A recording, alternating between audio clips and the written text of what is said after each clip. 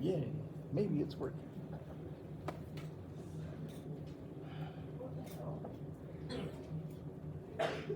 If you haven't got your thing for note, oh good, everybody's got it. So good. I need pencil. Josh, actually, mine, I just. Pencils are in the back. Everyone have a good Halloween? Who went trick or treat? Me. Anyone? Good job. You're never too old. If you come to my door, I don't care if you're, 50 years old and whatever. If you're coming out asking for candy, guess what you're getting? So it's good. It's good to be a kid. You're only as old as you feel you are. So we're gonna go back. We're keeping going on the imperialism theme, so to speak. We're going to look at one of the colonies that we acquired. You guys remember how we got the Philippines? Last year? How? We were fighting the Spanish, and what did we do? Yeah. We trounced them, and then to make them feel better, we paid them $20 million and said, hey, yeah, we're going to take it. So, the Philippines is kind of one of my fun things I love to go about. We're going to take a step back for just a sec and look at the rest of the world. So, in 1899, the U.S. really was kind of late to the game on the imperial thing. You got the British Empire. It is like the biggest in the world. There's a lot of memes, a lot of people talking. The sun never sets on the British Empire because literally they had places all around the world. They owned Canada, they owned Australia, they owned India, all kinds of parts of Africa, Southern Africa. So they really ruled the world. And they had a navy that everyone else was very scared of. France, well, Morocco, Algeria, most of northern Africa, they kind of controlled. Oh, I forgot the British Empire also owned Egypt at this time and the Suez Canal, so they had everything going through, all the trade going through the Middle East. Russia had expanded. Now it took all of what we know as Russia. Is there a world map? No. So it took all of Siberia, it took most of Eastern Europe, owned Finland, owned Poland. So a lot of these big European powers have kind of stretched the muscles, taken a little bit. And Japan, by this time, had taken over Korea. I don't know if you guys knew that. Japan owned Korea for about 40 years. They waltzed in. Korea was first owned by the Chinese. Then kind of the Russians and Germans had it. They owned a port called Port Arthur. Really Korean name, Port Arthur. Well, the Japanese, they saw the Russians in there, and great big war. Really cool. Japan, who was backwards in like the early 1800s, by 1900, they had a modern navy, they had industry, and they'd taken over Korea. So Japan, we're going to see this come into play a little bit later when we get into World War I, and really big into World War II. For some reason, us and Japan have a little issue with World War II. So that's kind of just stepping back. The U.S. is really slow in comparison to the rest of it. We're just now getting into it. So this is a map of the Philippines. This is a pretty current map. What do you guys notice looking at the map? A lot of islands. Anything else? What was that? Old-timey look. Old-timey look. Old-timey look? Oh, okay. It's a map, but yeah. No, one United Nation. Yeah, like this is kind of reading ahead on it, but yeah, it's about 1,000 1,000 to 2,000 islands. I can't remember the exact amount. But it is all these little things, and it's kind of a loose nation. And if you remember the map last time, from the tip of this to the tip of there, that's roughly the length of the west coast of the United States. So if you drove the Pacific Coast Highway from the bottom of California all the way up to Washington, Oregon, that's about the length of what we're talking about. So lots of different people, very different racial groups. Up here is more one where they speak mostly Tagalog. The island of Negros.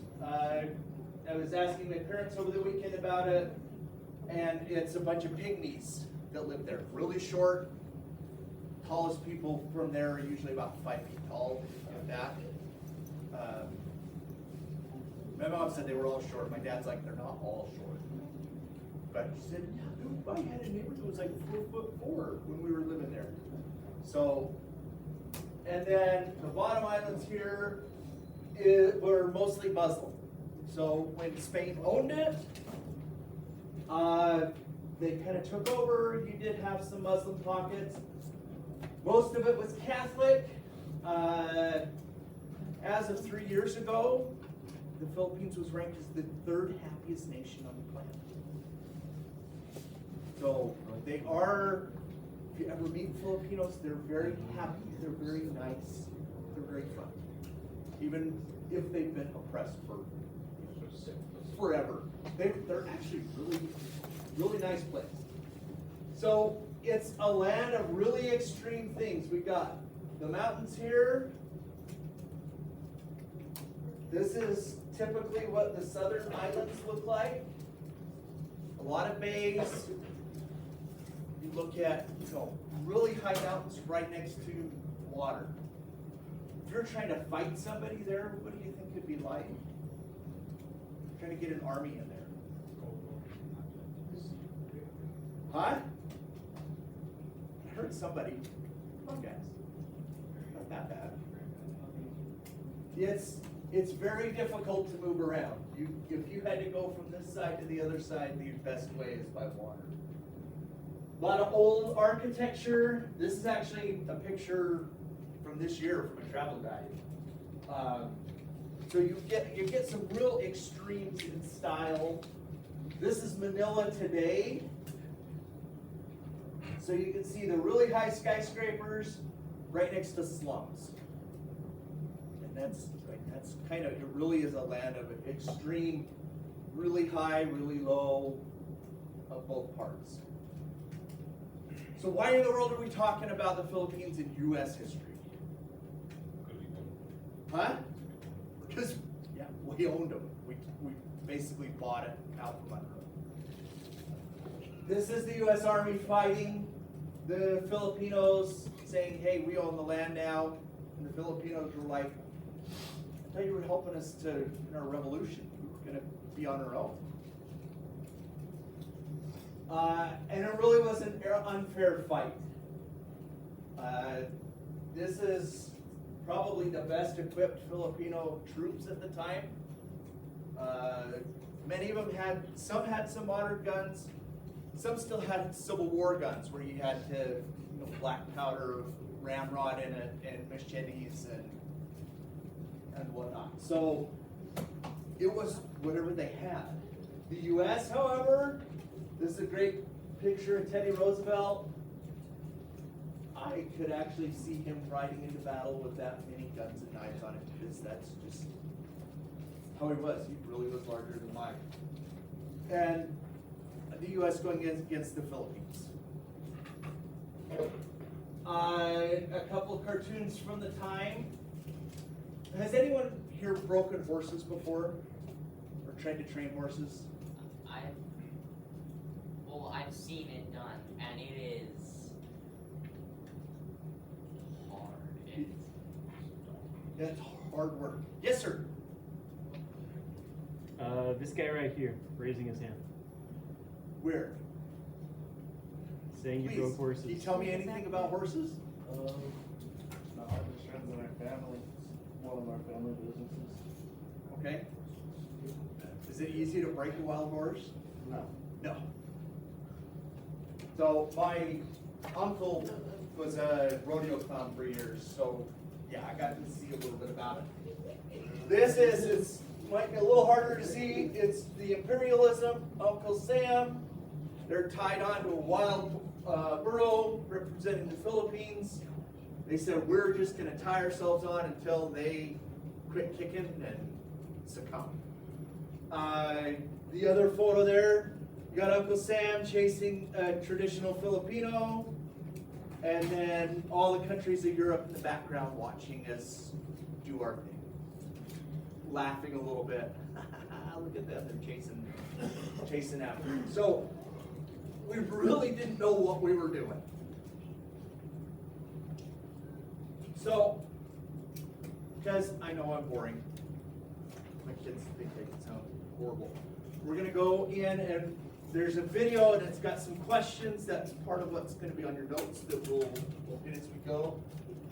Rollins, could you click that? I don't think it'll click on mine.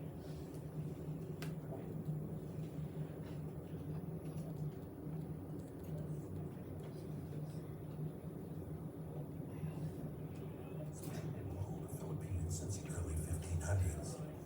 While over 1,000 islands in the Philippines were inhabited, the capital of Manila dominated culture and commerce.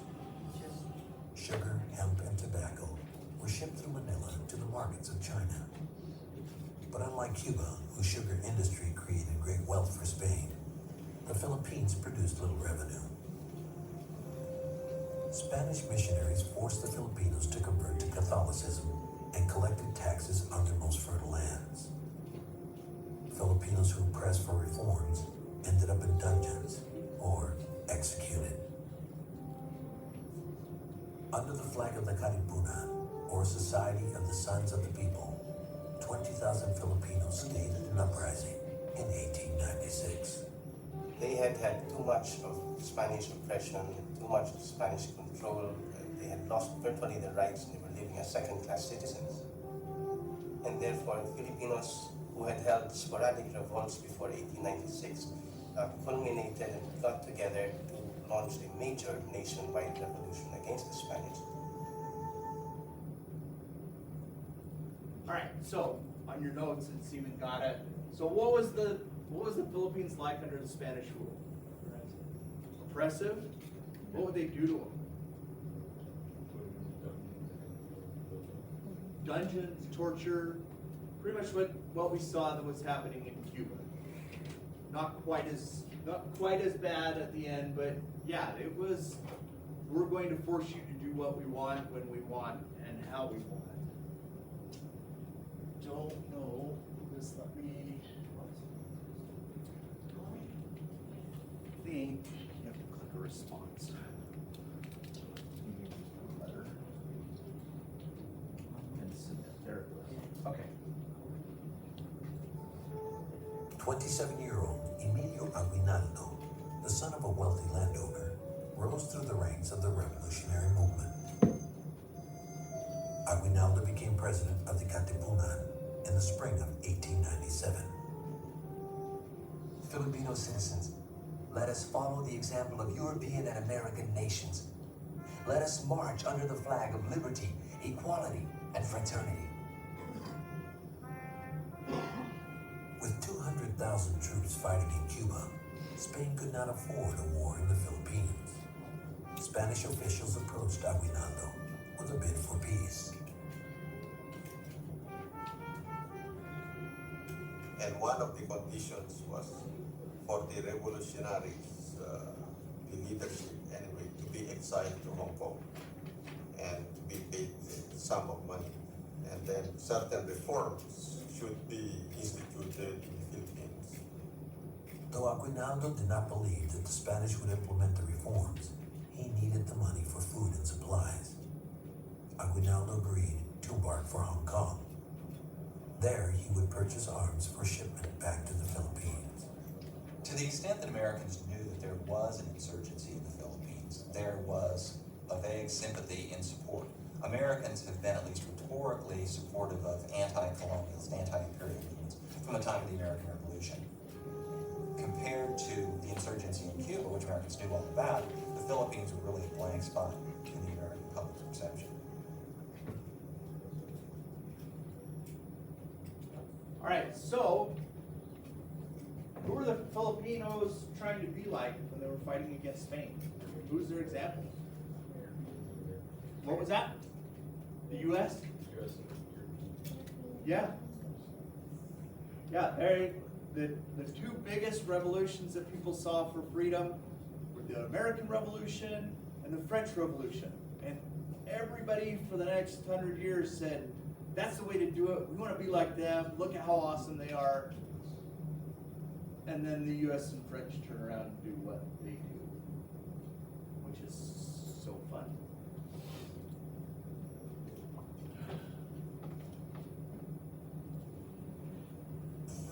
Congress immediately followed suit. Halfway around the world in Hong Kong, Commodore Dewey received a dispatch from Secretary of the Navy Long. Proceed at once to the Philippine Islands. Commence operations against the Spanish fleet. Use utmost endeavor. Just after midnight on May 1st, 1898, Commodore Dewey's flagship Olympia entered Manila Bay. Dewey's 9 ships, modernized to compete with the navies of Europe, had yet to be tested in battle.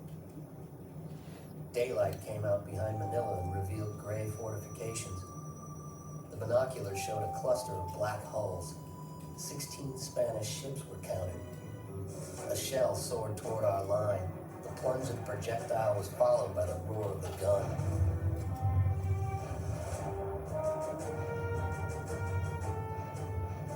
Commodore Dewey's squadron made 5 devastating passes at the Spanish fleet.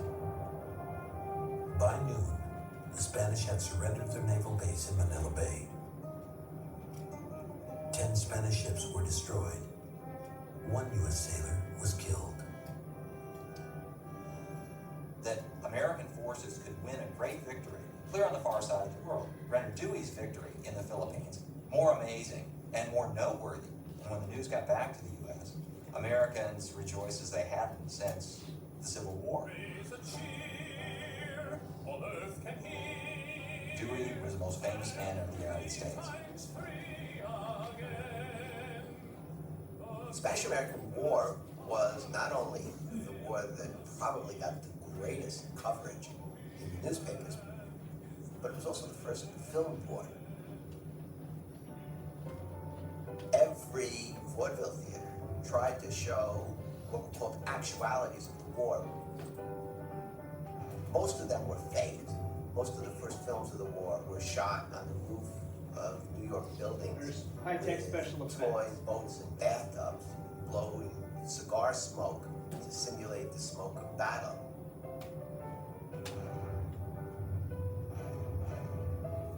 Dewey, promoted to Rear Admiral, was ordered to wait in Manila Bay for the U.S. Army. To secure the aid of Filipino insurgents, Dewey sent a ship from his fleet to Hong Kong to pick up Emilio Aguinaldo, the exiled leader of the Philippine Revolution. Dewey welcomed Aguinaldo aboard his flagship in Manila Bay.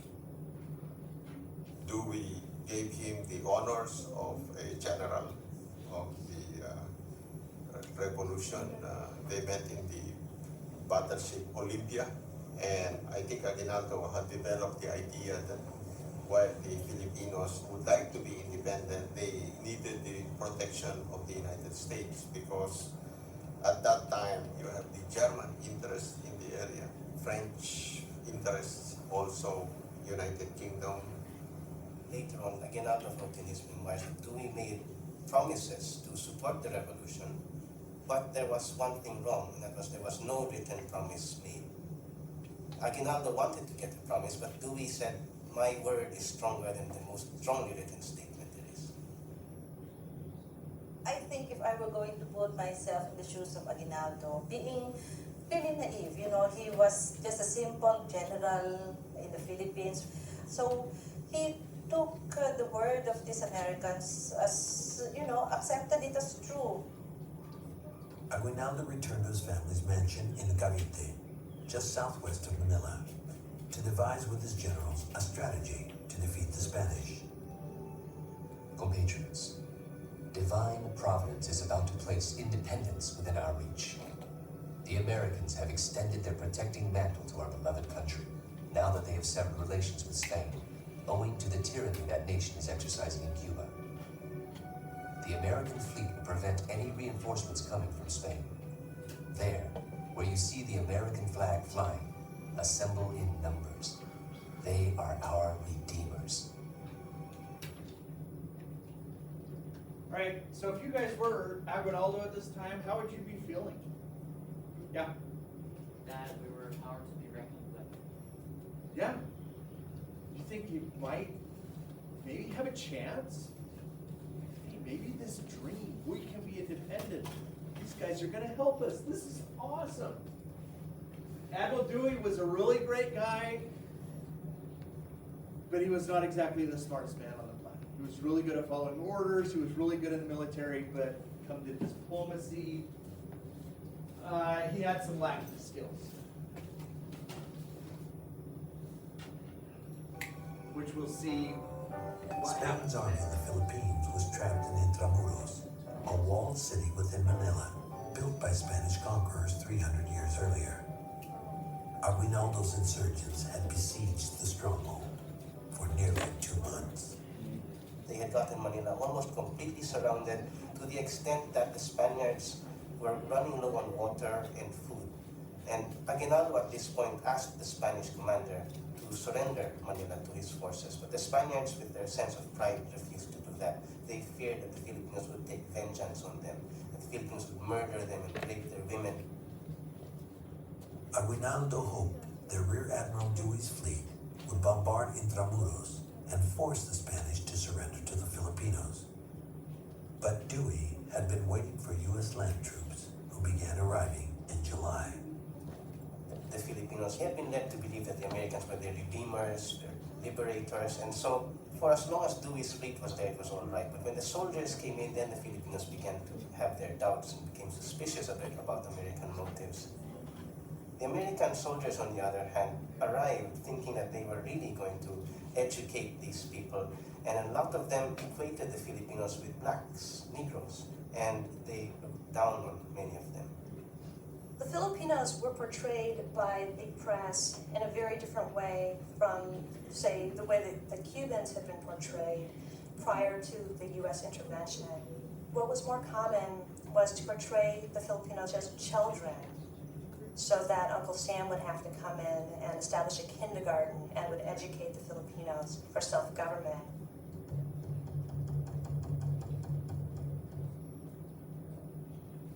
So, once the U.S. Army got there, how did things change? What started to show? That we were really gonna take over. Yeah, we were gonna take over. What did you notice on racial relations? How they treated us? We were very racist to them. Yeah, we were very racist, period. Did you have something else? Yeah, they treated them as children. You saw the picture of Aguinaldo around the tree doing this. The guy had a couple degrees and knew 5 languages, and that's how they depicted him in the press, as a little kid doing this kind of thing. He was really smart.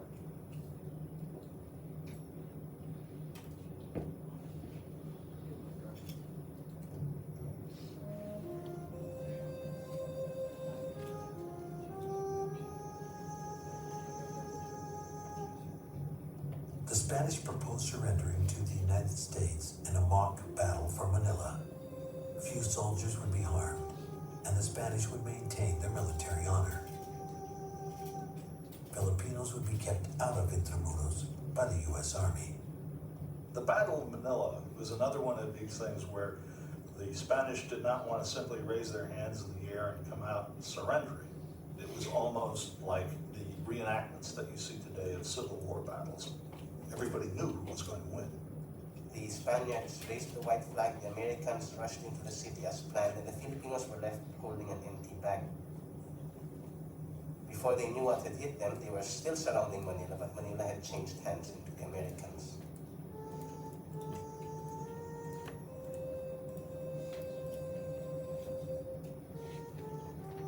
On August 14th, in the Church of San Agustin, the Spanish handed over formal possession of Manila to the United States. And like General Garcia at Santiago, Aguinaldo and his insurgents were barred from entering the city. Filipino leaders retreated to a monastery north of Manila to organize a government independent of the United States. The people struggle for their independence, absolutely convinced that the time has come when they can and should govern themselves. Emilio Aguinaldo. Peace negotiations between the United States and Spain began in Paris on October 1st, 1898. No Filipinos or Cubans had been consulted or invited to attend. Their fate lay in the hands of 10 American and Spanish delegates. I think at this point, McKinley was not sure in his own mind exactly what he would ask of the Spanish. He was sure that he would ask them to give up Cuba. The real question was what to do with the Philippines. And he decided that he needed the port of Manila in the Philippines in order to have a naval base in the Western Pacific. The question was, how much more than Manila should we have in order to protect Manila? Congressional elections were just a month away. As President McKinley toured the Midwest to campaign for Republicans, he gauged public opinion on overseas expansion. We have good money, we have ample revenues, we have unquestioned national credit, but we want new markets. And as trade follows the flag, it looks very much as if we are going to have new markets. He made speeches in which he would pose the problem something like this.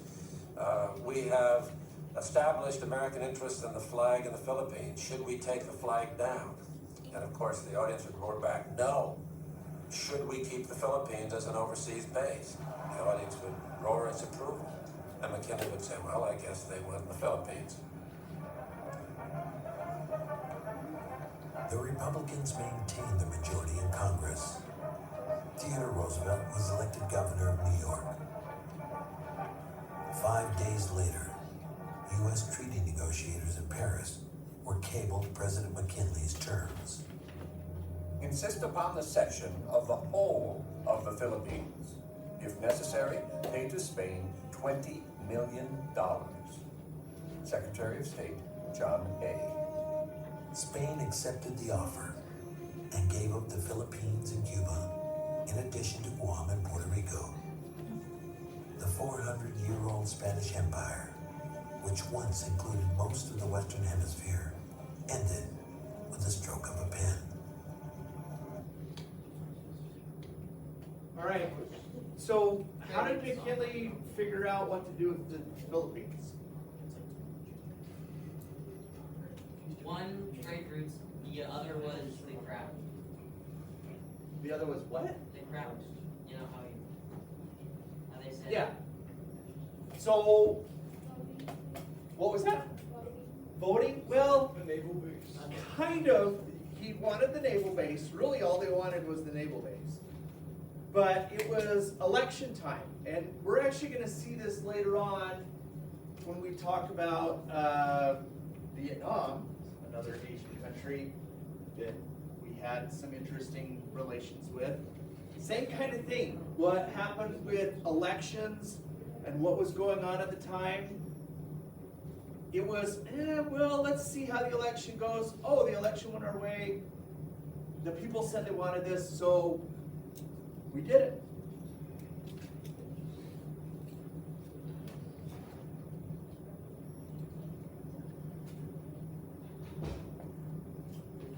But not everybody was happy about it. In Manila, U.S. and Filipino soldiers eyed each other suspiciously across a neutral divide. Just 2 days before the final Senate vote, a U.S. Army private on patrol spotted 2 Filipino soldiers crossing the San Juan Bridge. back to American lines. He shouted for the soldiers to halt. A Filipino soldier must not understand the word halt. So, ignoring that warning, continued. He continued to move towards American lines. The Americans fired from their end, and there was now a reply on the Filipino end. There is a strong sentiment that flashes through the Senate that we have to support our boys in the Philippines. It's like there's a patriotism aroused instead of doubts. I mean, the fighting in the Philippines causes a lot of people to have doubts, but in the Senate, it has the impact of turning a number of people who were thinking of opposing the treaty into supporting it. Two Democrats switched sides, and the Senate narrowly ratified the treaty. The United States officially acquired its first colonies and its first colonial rebellion. 60 U.S. soldiers and 700 Filipinos had been killed. Rear Admiral Dewey doubled his order of ammunition from Washington to help put a swift end to the Filipino insurrection. The insane attack of these people upon their liberators. It is not likely that Aguinaldo himself will exhibit much staying power. After one or two collisions, the insurgent army will break up. In the Philippines, Aguinaldo's insurgents had no promises of independence, no Teller Amendment. They continued to resist. Within 2 months, they had killed and wounded 500 U.S. soldiers. Why is it that the American outlook is blacker now than it has been since the beginning of the war? The whole population of the islands sympathizes with the insurgents. The sooner the people of the United States find out that the people of the Philippines do not wish to be governed by us, the better. Harper's Weekly, June 1890. The Anti-Imperialist League that had begun some months before grew in membership. It's very interesting, especially a number of American women got involved in this. They did not yet have suffrage. They saw the Filipinos essentially as having their problem. That is to say, they were being governed without their having anything to say about it. Among the most vocal of anti-imperialist women were members of the Women's Christian Temperance Union. Again and again has my blood boiled at the hundreds of American saloons being established throughout our new possessions. And shame of shames, our military authorities in the Philippines have introduced the open and official sanction of prostitution. Bessie Scoville, Women's Christian Temperance Union. What really upset WCTU members were the reports of sexually transmitted diseases. And they were just appalled to find out that boys who they described as pure boys had left their homes and their loving mothers and their strong values and went to the Philippines and instead came home sick, diseased, depraved. Founder of the Anti-Imperialist League, Edward Atkinson, published pamphlets on venereal disease and sent them to troops in the Philippines. Atkinson believed that one of the consequences of going into the career of empire was that traditional American principles such as freedom of speech would no longer hold. And sure enough, the Postmaster General had the pamphlet seized. And so they never reached the Philippines. And Atkinson was able to go to the public then and say, you see, this is what happens. If we seize the Philippines and go and become an imperialist power, we'll no longer have our freedoms. Okay, so there were several groups that were opposed to the U.S. What are a couple of the reasons? Yeah. Sickness? Specifically, what kind of sickness were they citing? Yeah. Yeah, sexually transmitted diseases. Our poor, pure young boys went over there. You know, you have young hormonal 18-year-old boys going to a foreign land. What do you think they're going to do when they have freedom from their mommies? It happens a lot. Fun fact, from this time up until about 75, Manila had the largest prostitution area in the world. set up by U.S. military bases. Yeah. So, yeah, largest prostitution den, like a whole section of the city set up for it. My mom and dad, when they were in the Philippines, when my mom was pregnant with me, they'd be walking down the street, and some of the prostitutes there would actually proposition to the guys while they're holding their wives' arms. So they got really bold with it. So what was another reason that they were worried? Yeah. Loss of freedom. If you're in a foreign land and the Constitution doesn't apply, what can you do? What can't you do? That's really what they said. And they tried to send pamphlets over. They said, nope, we're going to limit it. We're going to limit what can go out and what can come in. And we can do what we want.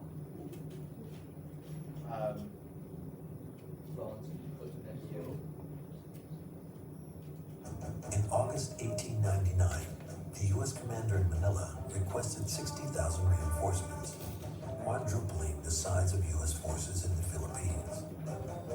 Aguinaldo ordered his officers to begin a guerrilla war.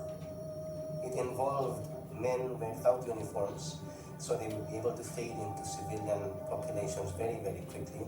It involved surprise attacks, raids, without warning. Some of the Filipinos would even wear women's clothing at times to be able to get behind American lines and then hit from the back. The way the fighting went on was just utterly alien to the American kids at the beginning of the 20th century in the Philippines, just as it was to the American kids in the late 1960s in Vietnam. And whenever you send an 18 or a 19-year-old out into the world and give them a gun and tell them to go and kill the enemy and to hate the enemy, you're going to have problems. You're going to have the kind of thing that happened in Wounded Knee, or the kind of thing that happened in the Philippines with American troops torturing their prisoners in the most, you don't want to ever even think about it, ways. American brutality in the Philippines brought an unexpected supporter to the anti-imperialist movement, William Randolph Hearst. Letters that were sent to him from American soldiers talked about killing the Filipinos, who they called Indians oftentimes, connecting it to the Indian Wars of the United States. And I think Hearst started seeing that perhaps the whole Spanish-American War was a misadventure, that what possibly worked in Cuba, getting Spain out, was turning out to be disastrous in the Pacific with the Philippines. Just break the news to mother. She knows how dear I love her. And tell her not to wait for me, for I'm not coming home. Talk about dead Indians. They're lying everywhere. The trenches are full of them. Theodore Conley, a Kansas regiment. Last night, one of our boys was found shot and his stomach cut open. Immediately, orders were received to burn the town and kill every native in sight. I am probably growing hard-hearted, for I am in my glory when I can sight my gun on some dark skin and pull the trigger. A.A. Barnes, 3rd U.S. Artillery. I don't believe the people in the United States understand the condition of things here. Even the Spanish are shocked. I have seen enough to almost make me ashamed to call myself an American, an anonymous soldier. The body count in the Philippines worried President McKinley. 3,000 Americans and 15,000 Filipinos had been killed. U.S. generals in Manila were ordered to censor reporters' dispatches that contained any unfavorable news. American reporters in the Philippines blamed the generals, not the president, for this censorship and their inability to get a lot of this news out. So by the early part of 1900, McKinley was in much better shape politically than he should have been, given the number of casualties and the amount of atrocities that were going on in the Philippine Revolution. Okay, so how did the soldiers treat the natives? What did they refer to them as? Indians. Yeah, this is a lot of the troops, your more senior troops, like the guys in charge of the regiments, they had served in the pacification of the West. They would be the ones that went through, like General Custer, and slaughter Indians in the West. So they would refer to it. Several of the generals at the time had served in the Civil War. There was one charge that I remember reading about where he said, "Get those damn Yankees." And they're like, "Sir, this is the Philippines." "Oh yeah, we're not in that war anymore." So you have people from the Civil War still serving in this time. Many of them were kids at the time, but now they're in charge.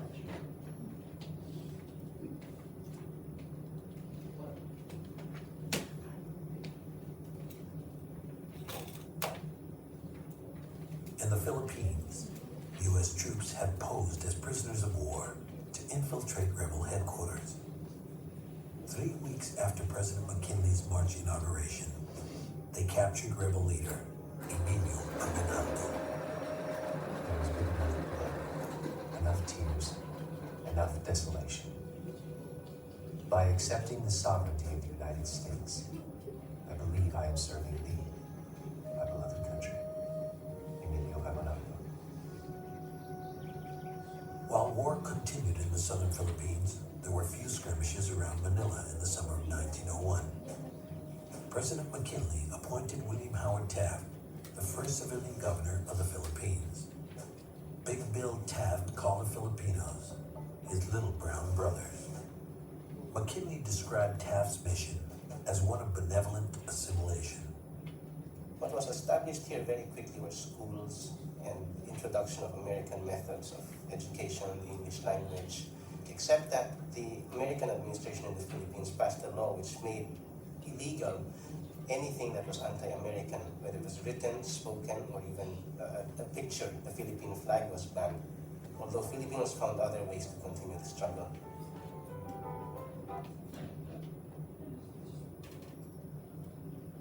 Well, we're gonna, can you hit pause on it? Yep. We're gonna jump the end of the video here, because the rest of it is more we can talk about a little later. What did you guys think of the video? That was a good video. It was a good video? Why? Because it was descriptive of everything. Yeah, I try not to pull punches. You guys are almost grown-ups? Not quite. You're getting there. You're close. So if we want to talk like grown-ups in here, we'll act like grown-ups. I'm going to talk like little kids, and we'll switch it. So, can you go back to the Google slide? There it is. So they refer to it as an insertion.